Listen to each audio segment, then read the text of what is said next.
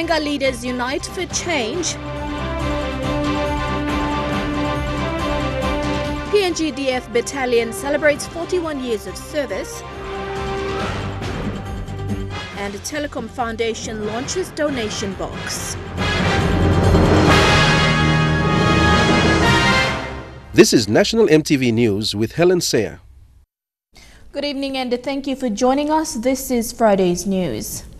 The Sirinumu Dam outside of Port Moresby was closed by aggrieved Koyari landowners as of lunchtime today. PNG Power Limited has advised Port Moresby residents that it would take an estimated 6 hours for water flow from the dam area to the Rona 2 hydropower station to dry up when the valve is turned off. This means there will be disruptions to power supply, which will also affect water supply later this evening. At the meantime, stakeholders were meeting with the Sirinumu landowners to sort out the issue. For more information, please do not hesitate to contact the PNG Power National Call Center on 70908000 or 75008000. Consumers have been advised to ensure they have backup lights and water this evening if the issue is not resolved. To Southern Highlands, a man from Western Highlands is in critical condition after he was attacked in Mendi town today. An eyewitness told EMTV News the incident might have been a payback following a clash yesterday. Meanwhile, there's heavy police presence at the Mendi police station after containers carrying the 18 disputed ballot boxes were stopped from being transported to Mount Hagen for counting. Mendi town remains tense. 6 national parliamentarians of Enga have pledged to work in close consultation to develop their province. At the swearing-in ceremony of the Provincial Executive Council in Wabeg, the 5 open MPs committed to support their provincial governor Sir Peter Ipatas to drive the development agenda forward. 4 MPs, along with Enga Governor Sir Peter Ipatas, were sworn in yesterday in Wabek, except for Wapenamanda MP and Foreign Affairs and Immigration Minister Rimbing Pato, who is travelling overseas today for a business trip. The 4 Engan MPs are Kompiam Ambum MP John Pundari, Wabek MP Dr. Lino Tom, Kandep MP and Civil Aviation Minister Alfred Manasseh, and Layaga Pogera MP Tomite Kapili. After the swearing-in, Sir Peter chaired the Assembly and said this term of Parliament is a new beginning for all the MPs to unite and serve the people of Enga. Kompiam Ambum MP Pundari praised Sir Peter's leadership in developing the province's human resources and promised to work with the governor and his administration to bring more developments to his electorate. And I must say thank you to you, because without you, I would not be a Minister of State as well.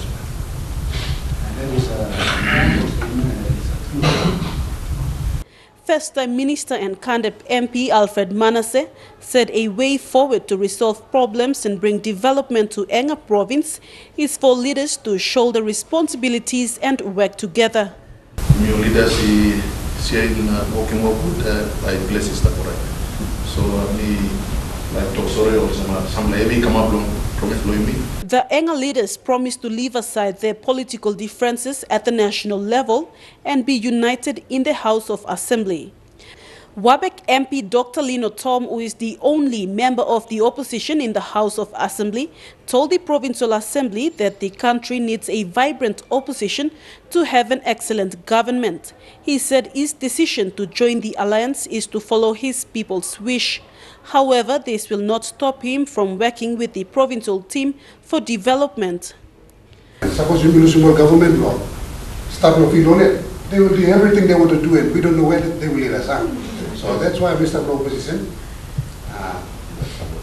Now, they must have said, if I give this opportunity to represent me, now we start opposition, but hopefully, we try best to bring him service during my 5 years in office. The swearing-in ended with a dedication ceremony as the leaders addressed their people for the first time after winning their seats in the election.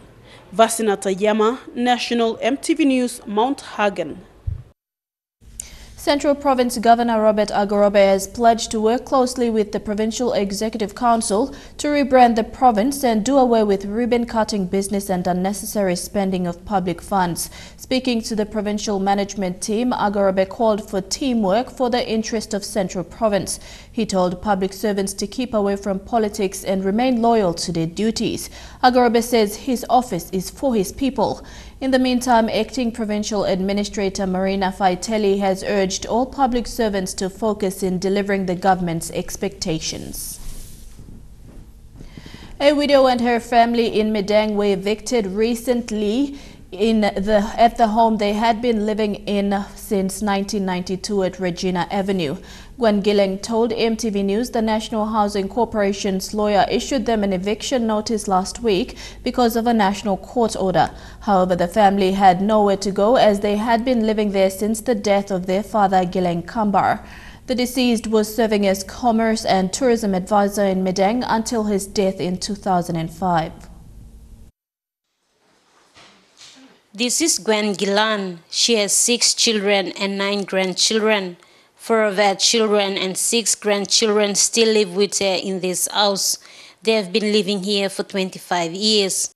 Police officers, National Housing Corporation lawyer, and the employees acted on a national court order, went to their residential area, ordering them to move their luggage out of the house. Their belongings were moved and put outside a small house that Mrs. Gilan built at the back of the main house. Me no sabe, me buy me go where. Me no go one plaha pwe buy me puti mol kago blow me. Na puti mol tumbuna blow me. Or pikini blow me na. Buy me go long end. The locks to the house were changed and the family was locked out for the night. They were asked to spend the night outside of the premises, but must move out today. The widow is lost. She said NHC employees here in Medang did not tell her why they were evicted. All you know been talking me blah. No one is something will make him. All just talking me blah and move out. All been one me like me blah by go na talk lo. This is outstanding yeah. Me blah no buy him long end yeah. But only no been giving one me court paper lo me blah by go. Me blah kirap nungu to sem. Court make a decision. Where no arim side story blow me blah. Kisim come to sol na make a ruling. Lo des la first case. So me blah appeal.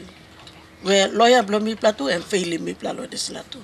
Na ino bin talk sawe lo me blah lo one standing work lo come up. This la me no talking me blah. Mrs. Gillan went on further to explain earlier this year NHC has taken tenants in Medang to court for non-payments of rentals. However, they were not informed of the court that was held at the district court and therefore they were not able to attend the court case. Thus, the district court ordered an eviction. But the family found a lawyer and appealed to the national court to hear the case on the basis that they were not aware. However, the family claimed their lawyer had also not notified them again of 2 mentions that were set for hearing at the national court. This has resulted in the case being dismissed by the national court. Only no been kissing me plan of first hearing blood is like court. Me plan no been attending. So me yet me go look him lawyer. Blow housing. Na me talk, why you know like give me one paper okay? Court paper na by me can go na. Defend him this like case. All no been talking me. And me go finish so me plug one lawyer can, but this is a me play appeal where lawyer you know been attending this la. So all are one side case here. Only no been kissing 1 plus story blow me plus how me plus start long and this la only no been kissing this la story no that. Time me play like talk lo this la because me plus start long play time here. It's more than 20 years. Me plus start lo this la house. Now me play look him this la NEC and been pass him this la bill of 1992. And talk this la all plow houses here where one of my old workman blogaman is stop long and all by giving me go long. Mata Luis, National EMTV News, Medang. In the news ahead, the challenges and achievements in the health and education sector. Those stories and more when we return. Stay with us.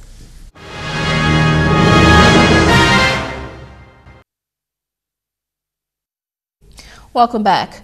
The PNG Defence Force Engineer Battalion has been serving the country for many years, and today the unit celebrated its 41 years of service, commemorated with a parade at the Igam Barracks in Lae. Guest of honor was the Defence Minister Solan Mirisim. Officers from the PNG Defence Force Engineer Battalion braved the heat today, commemorating 41 years of the unit's existence.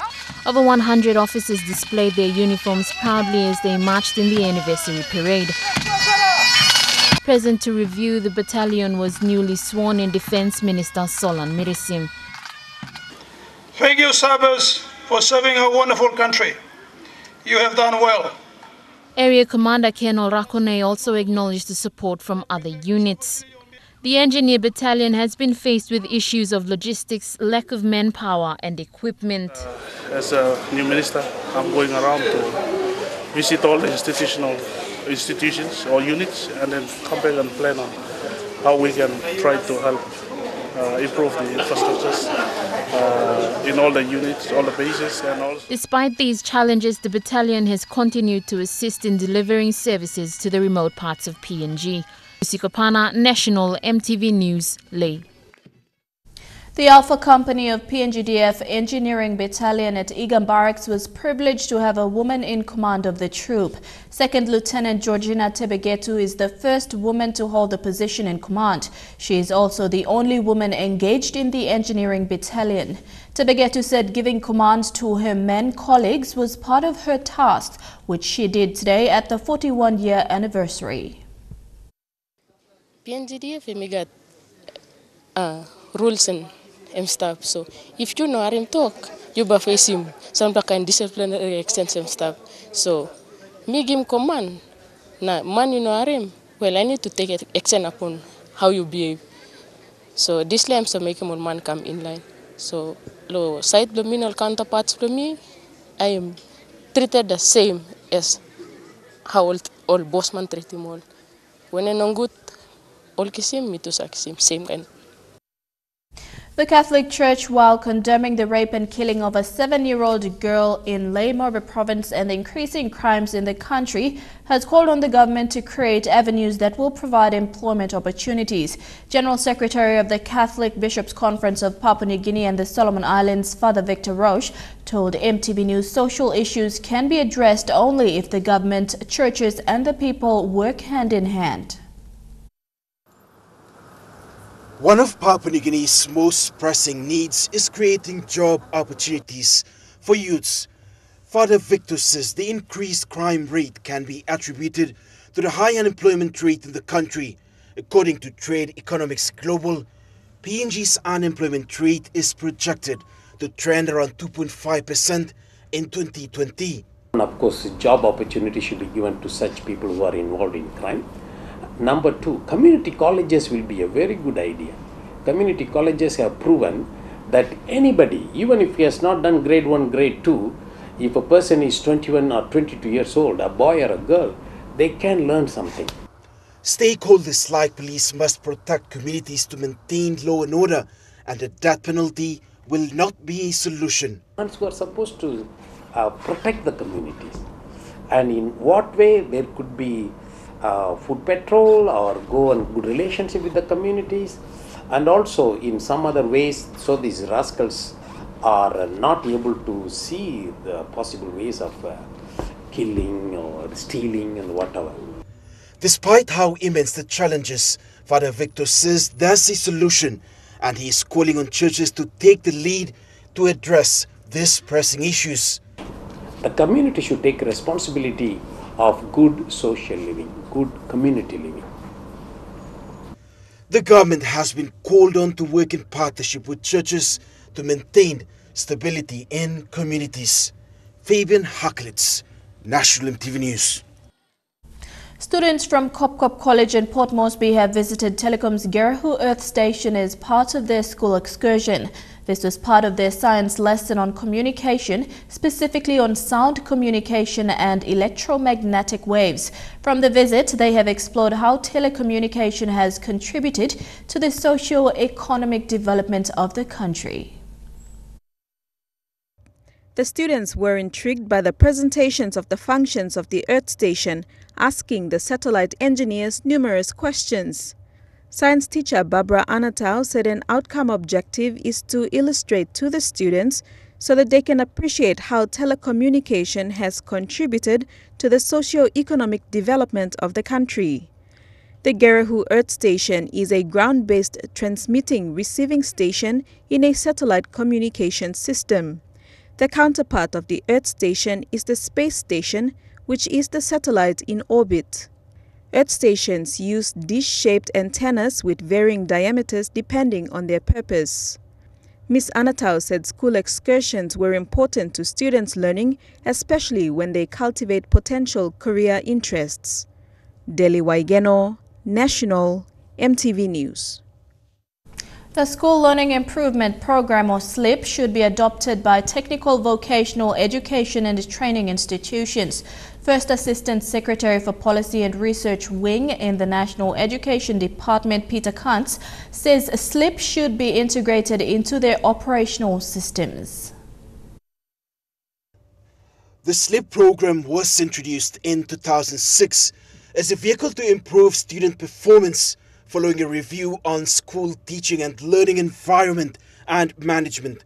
Mr. Kantz, during the consultative forum with the TVET principals and governing council's chairpersons in lay, explained SLIP ensured outcomes of the National Education Plan of 2004 to 2014 were achieved, and teacher appraisal and quality assurance were provided when the system expands with limited resources. SLIP focuses on 7 areas: improved student learning outcomes, need-based staff professional development, students' needs and welfare, leadership administration and management, infrastructure maintenance and development, good governance and community relationship, and budget allocation to support SLIP. Mr. Kantz says SLIP improves classroom practices and develops quality leadership and management of limited resources. Fabian Haklitz, National EMTV News. A new development in Hela Province's health sector is expected to boost staff performance and improve patient care. Their provincial hospital will undergo a major facelift funded under the Papua New Guinea Australia Incentive Fund. It's worth 10 million kina. Hela Province is the proud recipient of the 10 million kina Incentive Fund grant for the redevelopment of the provincial hospital in Tari. With the grants, this will improve healthcare for people to access quality services. Yesterday's launching was witnessed by representatives from the governments of Papua New Guinea and Australia, Allsearch Foundation and Hela Provincial Health Authority, including the business and community stakeholders. Allsearch Foundation, in partnership with the Hela Provincial Health Authority, will administer this redevelopment project for new infrastructure, including a secure, fully furnished 2-story 24-bed accommodation block for female staff, improved kitchen facilities, a new dining hall and upgraded power supply throughout the hospital. Maternal and child health services are priority. Australian High Commissioner Minister Councillor Benedict David says Australia is committed to support improved primary healthcare. Allsearch Managing Director, who is also the Hela Provincial Health Authority Chairman, Peter Button, said to continue support the national government's focus and is to improve primary healthcare. Fabian Haklitz, National EMTV News. Telecom Foundation today launched its foundation donation box at Telecom Romana in Port Moresby. The foundation aims to assist improve literacy for the underprivileged children through the use of technology. The foundation is driving this cause through the simple act of giving, encouraging stakeholders, clients and the public to get involved. Present at the event today included management and stakeholders of Telecom PNG. The Telecom Foundation donation box was launched together by the Telecom Foundation Coordinator Yolanda Bafmatuk and the Department of Education First Assistant Secretary Provincial Services Maxton Essie. Our main objective is to improve literacy through the use of technology for the underprivileged children of Papua New Guinea. The foundation believes that the donation box signifies hope for the disadvantaged children. The foundation will run 2 programs: the annual Christmas presentation to the children's ward at the Port Moresby General Hospital and the donation of books for school children. We are looking at interventions as how to improve the quality of education, enhance quality teaching and learning. And that is where we are partnering with the Telecom Foundation. The foundation also made a check presentation to Book Belong Pikinini worth 1,550 kina. The funds were raised during an auction at a telecom event held in June this year. Book Belong Pikinini plays a significant role in early childhood education. We have several libraries across the country. We have a social inclusion program that also bring in underprivileged kids. And we're really happy to partner with the foundation. Book Belong Pikinini CEO Henry Ume said the organization will donate 300 books to the foundation donation box to support their cause. Deli Waigeno, National, EMTV News. And now looking at our finance news, the kina closed unchanged at $0.3135 US in the interbank markets. At Bank South Pacific, your kina was buying $0.306 US, $0.3811 Australian dollars, $0.2531 euro, and 33.31 Japanese yen.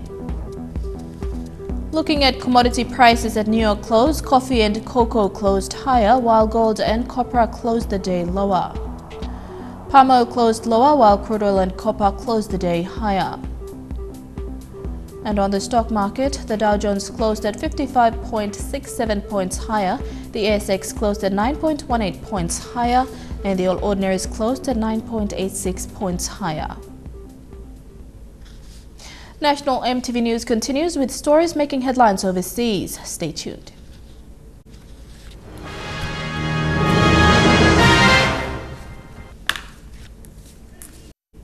Welcome back to the news. The closure to the coroner inquiry on the missing 6 people in East New Britain hinges on 2 key witnesses who have refused to cooperate with police. Chief Coroner Bruce Tasikul says the 2 witnesses' accounts will determine how the 6 people went missing to close this 5-year-old mystery. The coroner inquiry was initiated in June this year to find answers to the mysterious disappearance comprising 4 public servants and 2 boat crew who vanished at sea while returning to Kokopo from Pomio. The disappearance of the 6 men in January 2013 has prompted a coroner inquest to find answers to their disappearance and bring peace to their families. Chief Coroner Bruce Tasikul says it is too early to say if the 6 men were massacred at sea or they drowned, but he says there is a theory that the inquiry needs to prove based on 2 witnesses' accounts, 1 man and 1 woman, whom the inquiry is aware that they have seen the bodies of the 6 men taken to the shore and then buried by their killers. This is a section of the southern coastline in Pomio district that the police believe the killings and the burial of the 6 people took place. So far, their disappearance has left no clues for the police to investigate, and this year is the 5th year with no answers. Meanwhile, another body was exhumed from a village grave on Nissan Island in the autonomous region of Bougainville after it was drifting at sea. The villagers retrieved the body from the water and buried it. The inquiry believes the body was one of the 6 who went missing. Mr. Tasikul says they have names of suspects, but unless the key witnesses testify, they can't make any arrests or make any rulings if the 6 men were murdered. In January 2013, the 6 men comprising 4 public servants and 2 boat operators were returning to Kokopo from Pomio on official duties.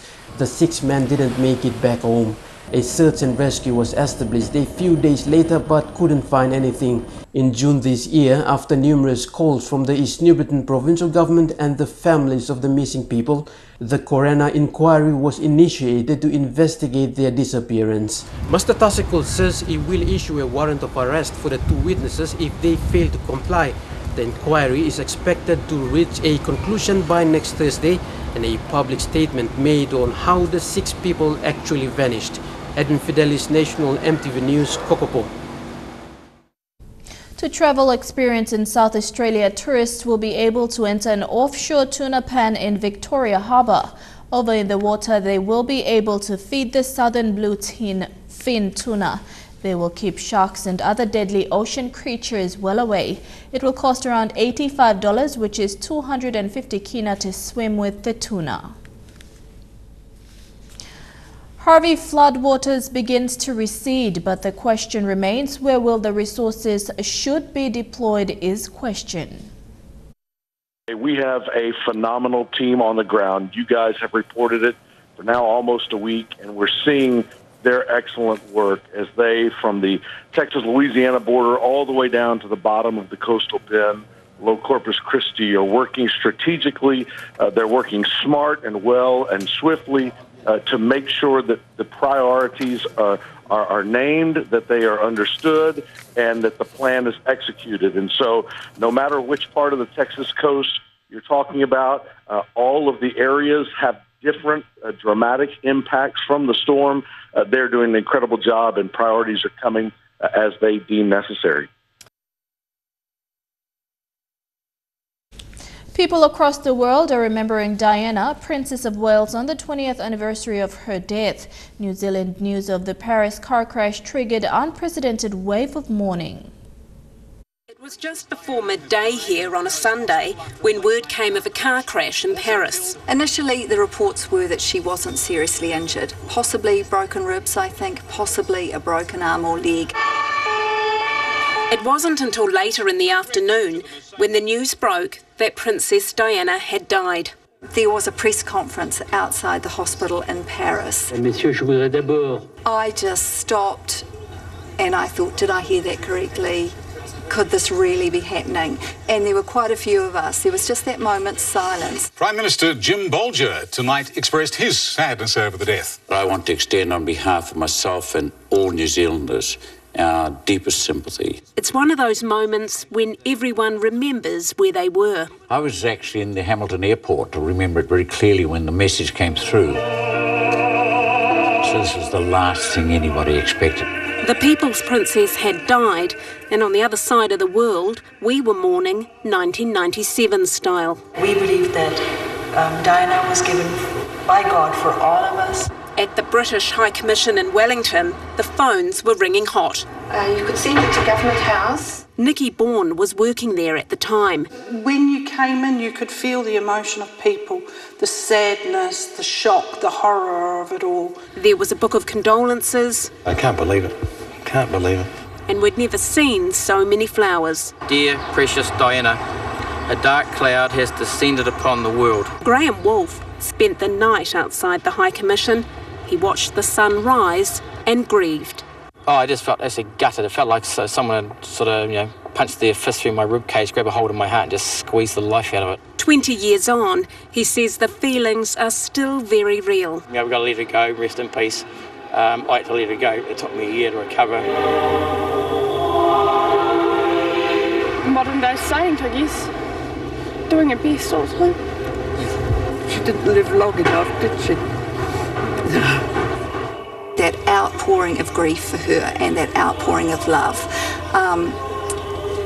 that's something that I don't know if we'll ever see again. Our grief as a nation stirred up once more. True Guys Sports is next. I will be back with the details. Stay with us.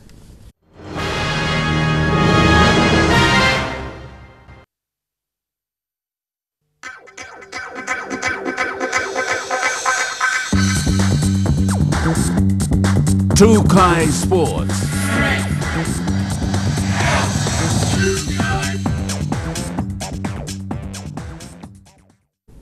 Welcome to Trukai Sports. Selection for the national men's and women's team over the weekend to participate in this year's Melanesian Basketball Cup was a success after a 3-day training camp in Port Moresby. Basketball PNG CEO and coach for the national men's team, Joel Kalu, says preparations for the teams and tournament officials are on schedule. Despite finding the selections to be challenging, Basketball PNG CEO Joel Kalu says the federation is happy with the final squad of 24 players, 12 men and 12 women. On the men's side, look, we're definitely happy with the group that we've been able to assemble. It wasn't easy coming to that final decision of 12 players. The selection panel definitely had to deliberate for a little while. Looking at things like team balance, individual players' skill sets, but yeah, look, we're definitely happy with the group. We feel that on the men's side we've got a squad that can go and compete for a gold medal, and we've been upfront about that from the start. That's our goal, and hopefully it becomes a reality in 4 weeks' time. He says 2015 Pacific Games rival Fiji will bring a tougher side along to challenge as well as the other Melanesian participants. Fiji will be bringing a full-strength side. They released their squad about a month ago. Still haven't selected a final team, I don't believe, but they basically have their full contingent of both Fiji-based and their overseas-based players available. New Caledonia are always tough in any international tournament. I think it's going to be depending on where some of their French players, who play professionally in the French leagues, whether or not they commit to their national team for it. It's just going to come down to timing. Solomon Islands are very unpredictable. They could be, very, very good as well. Bringing with them a wealth of experience and exposure into the national men's team will be 3 overseas-based players CEO had described as leading figures for the whole team. Yeah, look, so in our final team of 12 on the men's side, so 3 overseas-based players have been selected. So Martin Leahy, who's based in Brisbane, will play again. He last represented in the 2015 Pacific Games, the same as Aaron Farmer, who's based in Cairns, and Liam Wright, who's based in Victoria. So, those 3 guys, it's fantastic that they've made the commitment, and they've deserved their selection, and hopefully they can bring a bit of leadership to, and I guess international experience to our team based here. Godwin Eki, National EMTV Sports. School children as young as 12 years old participated in their rugby festival in the nation's capital. Students from the St. Joseph's International Catholic College took part in a full day of rugby with lots of cheering, hard tackles and tries galore. While the threat of rain had been an early concern, the sun was in full splendor as students from the St. Joseph's International Catholic College hosted their annual rugby festival. Noisy and full of laughter, the skills on display matched their enthusiasm. Head of Sports at St. Joseph's, John Agovai, has pushed for the code to be developed among the young under his care and is delighted with the outcome. Our annual rugby festival. It's where we have a 10-week program of teaching rugby skills during our PE lessons, and then the final end product is the festival, where we put in those skills taught into practical situation. He was pleased also with the participation levels among the young expatriate students as well, many of whom are not as familiar with the sport as Papua New Guineans. So it's great to see not just Papua New Guinean students taking part, but also the international community as well. Oh yeah. They love their rugby. It's good. It's very good. It's good enough for our standards. So yeah, it's good. With the concept of inclusion and equal participation, the girls' tourney was just as exciting as their male counterparts. Yeah, that's all. So we currently lost all of our games, and we have one more. That's against the grade 7s. Probably win the last game. Win the last one. For others, the hype of being outdoors for a change was the enticement. Yeah, it is something new. So good so far compared to last year. Go hard or go home. The concept of rugby in schools was introduced as part of an AusAid program in 2012 to foster unity in Papua New Guinea. Jeremy Moggy, National TV Sports. Don't go away, Trukai Sports continues after the break.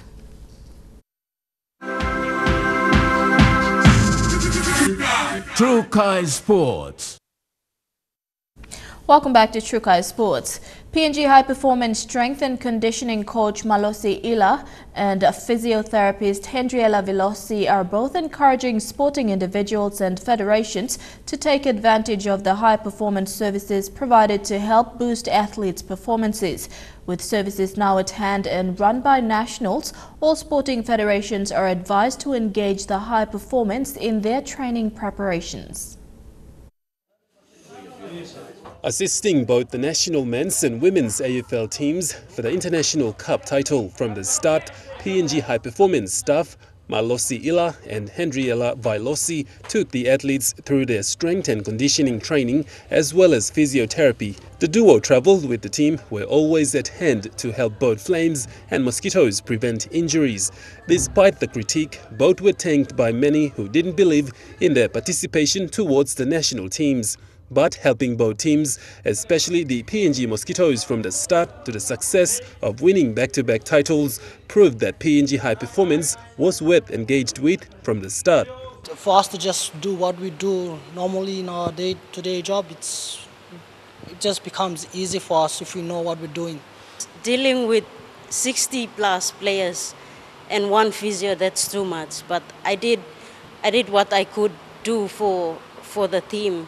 So I'm proud of myself for what I've done. The duo also explained the main purpose of their jobs as strength and conditioning and physiotherapy staff of PNG High Performance. So we basically help PNG athletes improve in their performance, in strength and also in conditioning. And also the major important role is to reduce risk of injury in sporting and also in gym activities. We do physio screening, so we screen all the athletes, we find out the risk of injuries and we manage them accordingly. They have encouraged sporting federations in the country to visit them and get to know what PNG High Performance job is. Our focus is to national athletes, but also we can provide other services to you guys. If you're willing to see what we can do, guys can come on board. We got our sports science and sports medicine office, so we can see and try to help you understand what we sort of do. My advice to the people out there, the National Federation and even the clubs, they can come in and seek advice from us so we can start encouraging the type of management in sport. Godwin Eki, National EMTV Sports. To football overseas, soccer's summer transfer window closed yesterday with Brazilian forward Neymar as the most expensive transfer of the season and in history. The Barcelona forward moved to Paris Saint-Germain for a record €222 million. The second most expensive deal came in the form of a loan, with Paris Saint-Germain signing Kylian Mbappé from Monaco for €180 million. It is an unprecedented move which will see Mbappé at the club on a season-long loan with an agreement PSG will make it permanent next summer. Barcelona's signing of Ousmane Dembele is the third most expensive of the transfer season. Barca and Borussia Dortmund agreed a fee of €105 million after being locked in negotiations for weeks, during which the time the player was suspended by his club after failing to report for training. The next biggest price tag was €85 million for Romelu Lukaku to move to Manchester United from Everton. Rounding out the top five is Alvaro Morata, who left Real Madrid for Chelsea on a €65 million deal. Shane Saroya, National EMTV Sports. And that ends Trukai Sports. The weather details up next.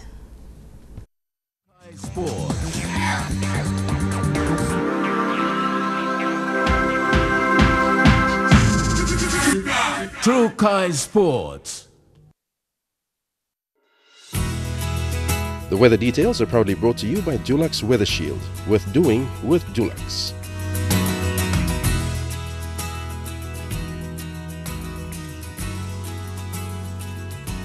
Weather forecast for tonight and tomorrow. In the southern region, partly cloudy with a shower or two in Port Moresby.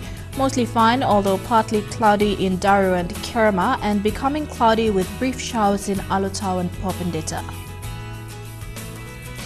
In the Momase region, mostly fine, although partly cloudy in Ley and Medang. Becoming cloudy with light drizzle in Wewak and Vanimo. In the New Guinea Islands region, cloudy with rain in Lorengau and Buka, and mostly fine, although partly cloudy in Kavieng, Kokopo, Rabaul and Kimbe. And in the Highlands region, mostly fine, although partly cloudy in all centres.